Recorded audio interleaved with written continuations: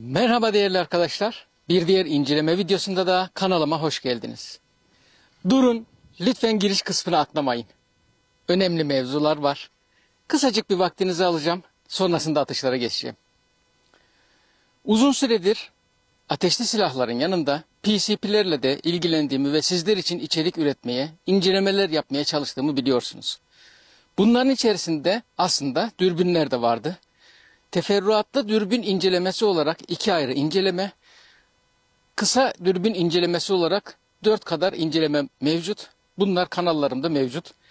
Özellikle Facebook ve Instagram'dan da takip ederseniz sevinirim. Orada da videoların başlangıcı ile ilgili, gelen malzemelerle ilgili ve bazı durumlarla ilgili sizlere görüşler sunuyorum. Daha öncesinde Discovery markasıyla tanışmıştım. Nasıl tanıştım?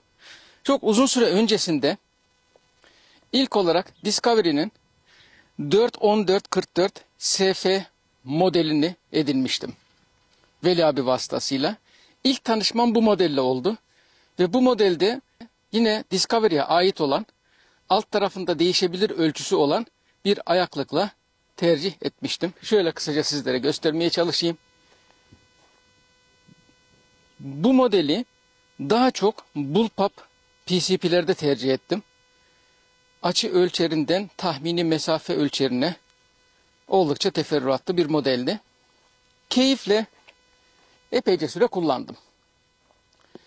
Daha sonrasında Bayram Özışık arkadaşım vasıtasıyla Discovery'nin bir diğer modeliyle tanışma imkanım oldu. Ve bu Discovery 83250 SF modeli.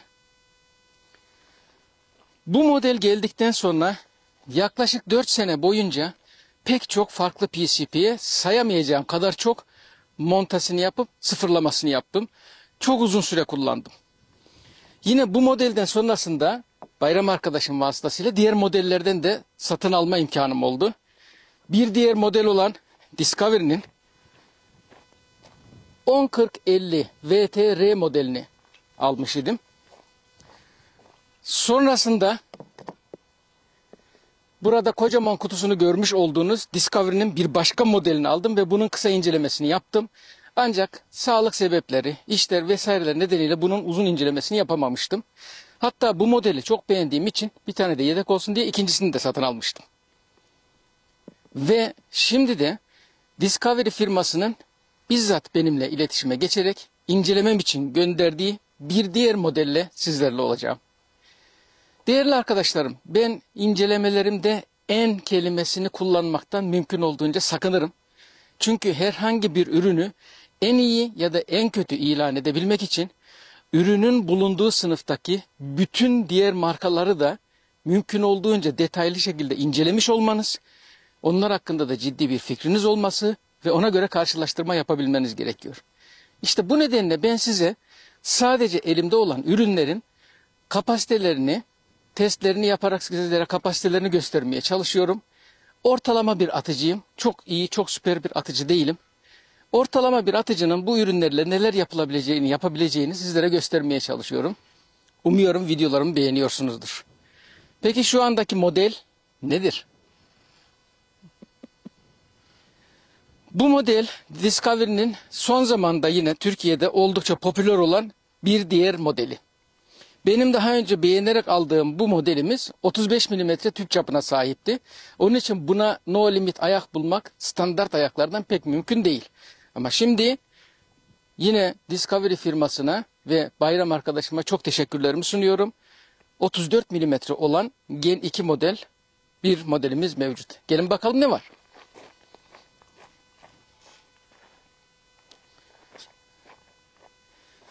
Bir önceki almış olduğum model ve yedeklediğim ED ELR5 40 56 SFIR.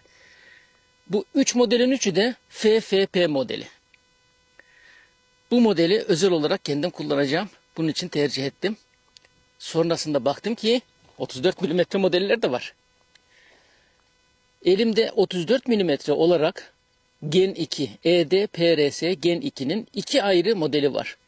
Biri FFP-L, bir diğeri FFP-Z modeli. Bu iki modelin farkını da sizlere gösterip biriyle testlerime devam edeceğim. Buradan çalışmalarımı beğendikleri ve bana güvenerek destek oldukları ve ürün gönderdikleri için Discovery firmasına, benimle sürekli iletişimde olan Bayan Lili'ye ve beni senelerdir hiç desteğini esirgemeyen, yalnız bırakmayan Bayram arkadaşıma şükranlarımı, teşekkürlerimi sunuyorum.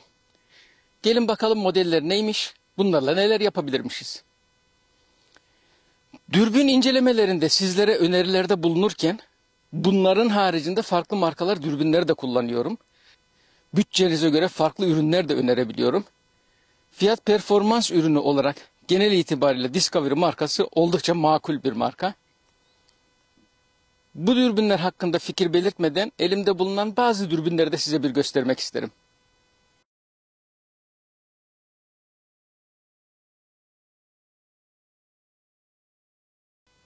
İşte bu dürbünlerin hepsini elimden geldiğince ayrıntılı inceleyerek sizlerin sorularına, kullanımıma bağlı, tecrübelere bağlı olarak yanıtlar vermeye çalışıyorum. Mümkün olduğunca sizlerin doğru seçimler yapmasına, amacınıza en uygun ürünü belirlemenize yardımcı olmaya çalışıyorum. Madem sadece bir dürbün tanıtacaktın, neden bu kadar dürbün gösterdin? Maksadım bu dürbün incelemesinin aslında sadece tek bir modele ait olmadığını ve markanın farklı modellerini de kullandığım için genel bir kanaatle beraber model incelemesi olarak sizlere sunabilmek idi. Aslında kulelere bakarsanız Z modelinde kulelerin kapaklarının biraz daha büyük olduğunu görürsünüz. L modelinde kapaklar biraz daha küçük ve şurada umuyorum görüyorsunuzdur lockdown. Sıfırlama esnasında çıkarıp yukarı doğru kaldırıp ayarlamanızı yaptıktan sonra kapatıyorsunuz. Pek çok modelde bu tür kilitli kulelere alışkınız aslında. Aynı şekilde sağ kulede de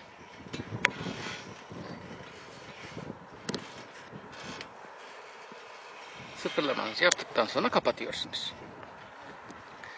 Z modelinde ise kulede bir kapatma, kilitli kule söz konusu değil. Şekil arı. Kulelerin üstten görünüşü Zero Stop özelliği. İngilizce olarak up, down, yukarı aşağı. Bir klik her iki modelde de 0.1 emrad ediyor.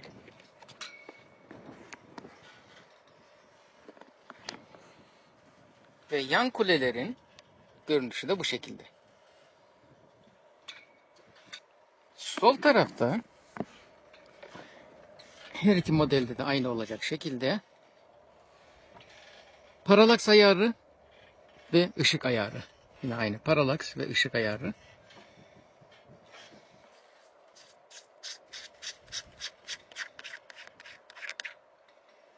Buraya bataryasını koyarak reticle'ın orta kısmının ışıklanmasını sağlayabiliyorsunuz. 6 kademede. Aynen şurada kutu üzerinde gösterildiği gibi. Zoom ayarları henüz kolunu takmadım. Yine iki modelde de aynı şekilde.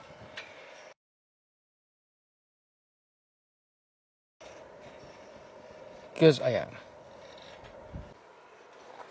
Kutu içeriğinde dürbün haricinde kullanım kılavuzu, temizlik için bir bez,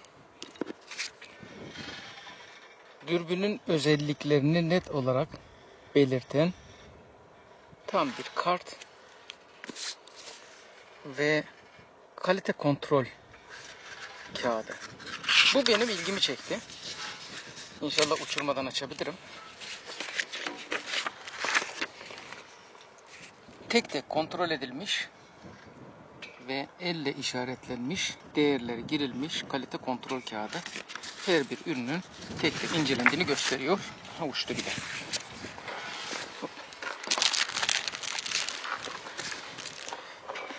Dürbün montajınızda yardımcı olacak Leveling Kit. Kullanımını gösteririm. Dürbün temizlemesine yardımcı olacak. Bir ucu fırça, diğer ucu da özel bir keçe tarzında. Bir tane küçük alyan, zoom halkasına takacağınız kol, arkadaki lens için kapak, ön taraf için güneşlik ve içerisinde kaliteli kendi ürünleri olan bir ayak. 34 mm 22 34 35 demiştim ama bu 34. 34'e 22. Ben bir tane de 34'e 22 no limit aldım. Bununla da uzun mesafe atışları yapacağımda kuleleri çok fazla kurcalamadan ayaktan ayar yaparak atış yapacağım. Hadi o zaman montaja başlayalım. Leveling Kit'in içerisinde 3 parça var. Bunlar ne işe yarıyor ola ki? Dürbün ayaklarını vidaları sağda olacak şekilde monte ettim. Böylece alt taraftaki yazıları şuradan görünüyorsa eğer size gelecek şekilde. Hoppa. Biraz karanlıkta kalıyor ama. Dürbün ayağında vidalar yani alyanlar yıldız alyan şeklinde. İçerisinden çıkan da yine neredesin? Yıldız alyan. Düz alyan değil. Dürbün ayaklarında çift vida var. Normalde 22 milimetreye tam oturuyor gördüğünüz gibi. Peki Leveling Kit ne işe yarıyor? Şimdi dürbünün üst kapaklarını koymadan önce dürbünü yerleştirdik. Dürbünün terazilemesini yaptık. Yani dürbün şu anda düz durumda duruyor. Leveling Kit'te şu görmüş olduğunuz ufak parçayı aynen böyle. Burada 2 tane eğri parça olmasının sebebi dürbün ile ray arasındaki kalan mesafeye göre seçim yapabilmeniz. Burada biraz fazla bir mesafe olduğu için bu parçayı alıyoruz.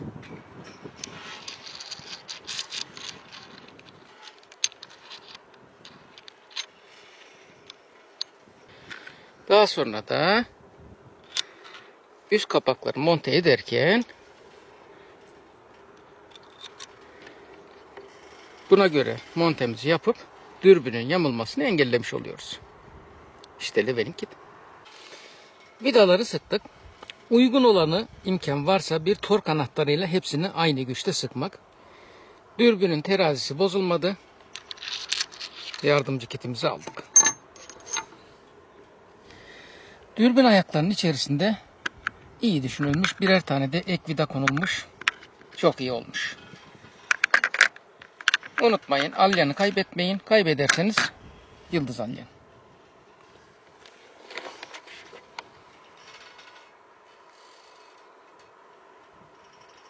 Bakalım nasıl olacak. Aslında dürbünden çekim için side shot kamera çekim aparatımı da ayarlamıştım. Ama unuttuğum bir kısım oldu. Dürbün 34 mm. Bu en fazla 30 mm'ye kadar geçerli. O nedenle sizlere mümkün olduğunca el kamerasıyla bazı çekimler yapmaya çalışacağım. Şu anda zoom yaklaşık 6'da. 6 zoom'dayken ikinci kamera kayıtta. 6 zoom'dayken sizlere bir kutu testini yapmaya çalışacağım. Kutu testi nedir? Article'ın hareket ettiğinde yukarı aşağı giderken sağa sola gidip gitmediği ve sağa sola giderken yukarı aşağı gidip gitmediğidir.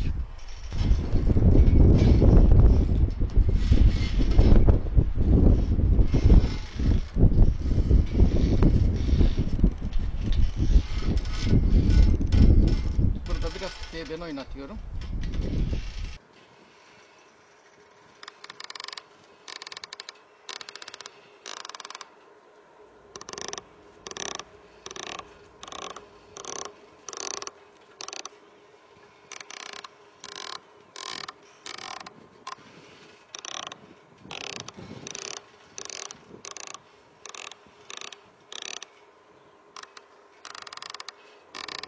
Gördüğünüz gibi sağa sola giderken herhangi bir yalpa yapmıyor. Yukarı aşağı giderken de yapmıyor. Yani tam yukarı aşağı ve tam sağ sol.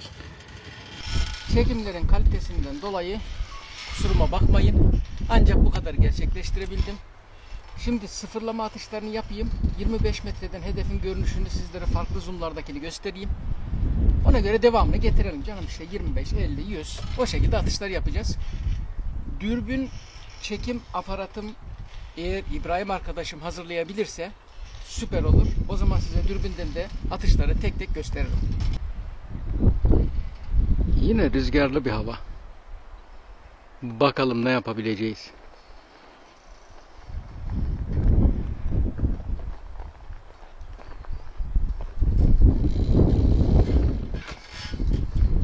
.9'u gördüm.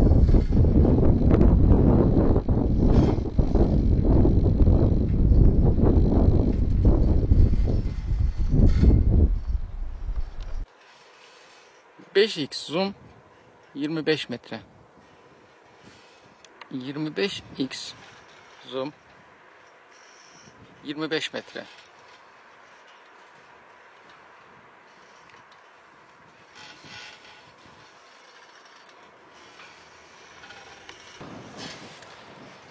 Rüzgar coştukça coşuyor. 25 metrede Discovery EDPRS Gen 2 5.25-56, Nixon Ozark TS 5.5 mm. Sıfırlamayı bir yapayım. Ondan sonrasında duruma bir bakalım.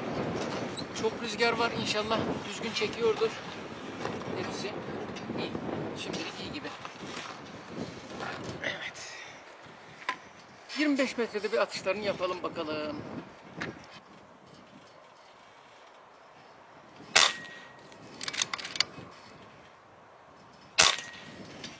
Rüzgar görüyorsunuz mu? Çentiyorum.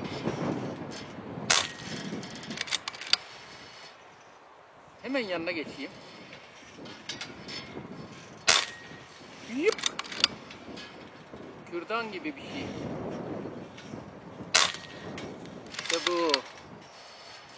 Orada durmasın ama. Yallah. Şimdi sayı çubuğu.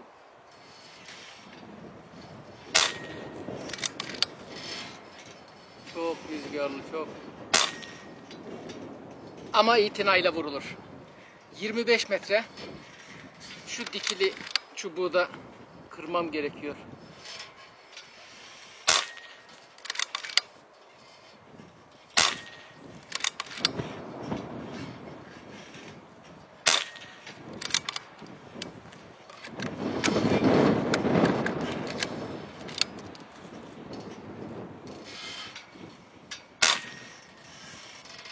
Bu da rüzgarlı havada atışların aynı yere sıfırlanmış olmasına rağmen ne kadar fark edebileceğini gösteriyor. Hemen size hedefi geriye alıyorum. 25 metre. Evet, çok uzun bir mesafe değil ama hedefler de çok küçük. Biraz önce atış yaptığım hedeflerin büyüklüğüyle pellet büyüklüğünün karşılaştırması. 50 metre 5x zoom.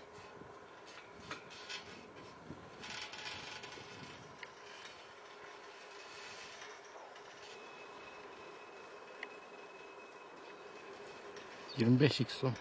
...50 metre...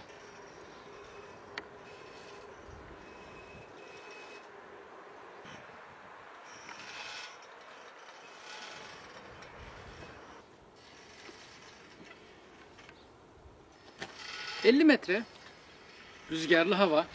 ...çok rüzgarlı hava...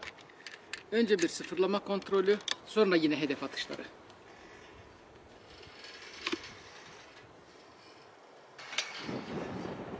Şöyle kalırsam mükemmel olur oynamak. Önce ortada bir şeffaf kaşık var.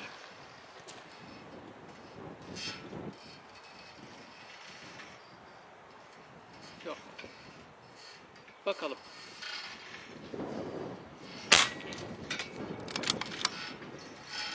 Vurdum bence. Evet, net olarak dürbünden görünüyor. İkinci vuruş. Bunu vuramadım. 3 4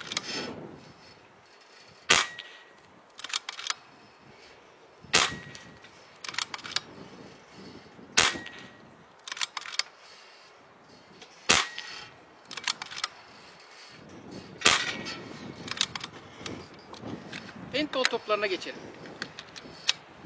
50 metre. Manyak rüzgarlı hava.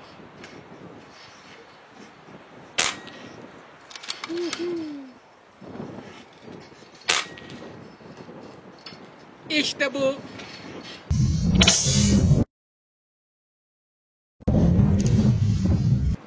Bu rüzgarlı havada stabil bir PCP, kaliteli bir dürbün, iyi bir mühimmat, güzel atışlar.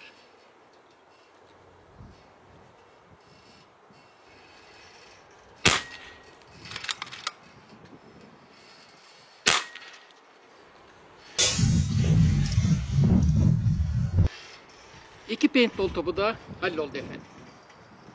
Sizlere mesafeyi göstereyim. Dediğim gibi rüzgara göre atışı sürekli değiştirmeniz gerekiyor. 25 metre.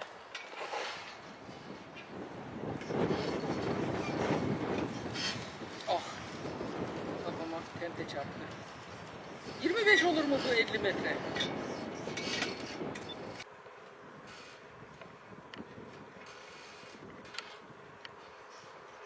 Beşik zoom 117 metre.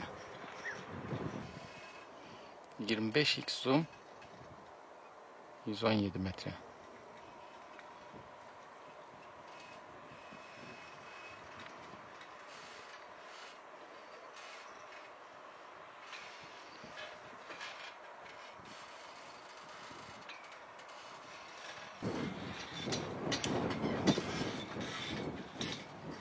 Hedef orada.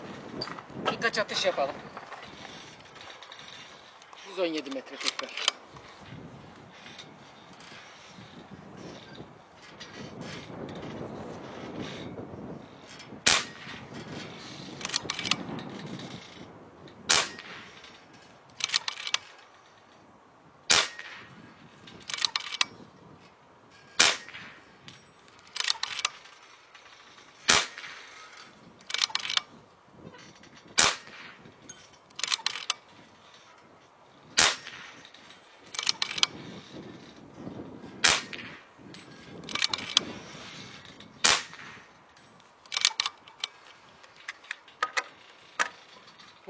Gaza geldim.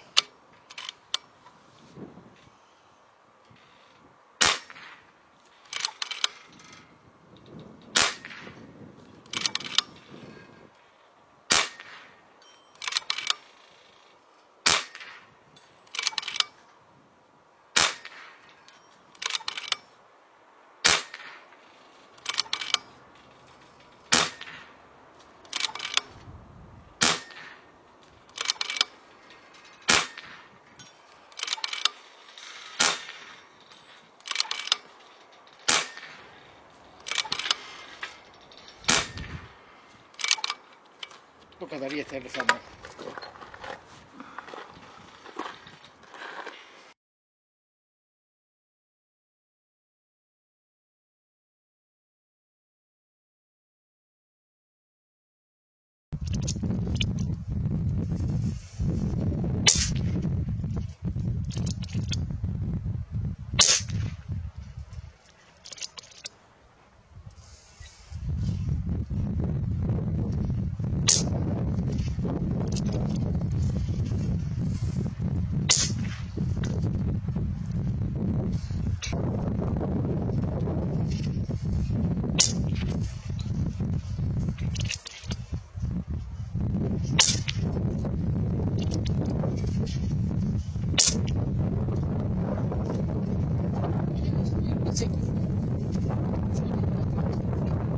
Çayarıyla ilgili bir durum varmış.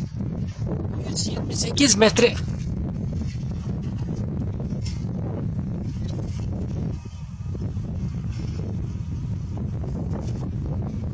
Hem de burası. 5x zoom. 485 metre. 485 metre. 25x zoom. Değerli arkadaşlar, bir diğer inceleme videosunun da sonuna geldik. Bunu daha önce dediğim gibi birinci kısım olarak kabul edin. Uygun bir dürbün telefon aparatıyla sizlere yine dürbün içerisinden atışları vereceğim ayrı bir video daha düzenleyeceğim. Dürbünün dezavantajı var mıdır? Efendim, dürbün biraz ağır. Eğer PCP'nizi sırtınıza takıp dolaşıyorsanız ve ayakta atış yapıyorsanız buna çok uygun bir dürbün değil.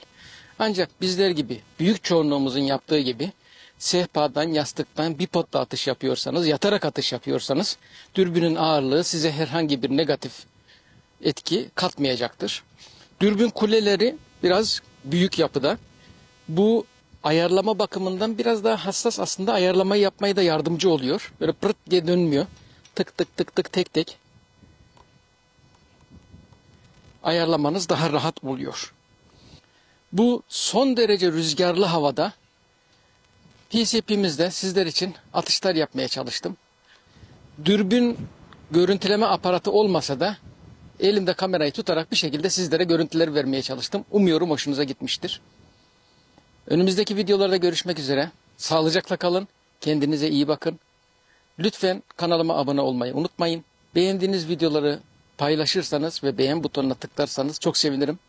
Sosyal medyadaki diğer hesaplarımdan da takipçi olabilirsiniz. Görüşmek üzere efendim.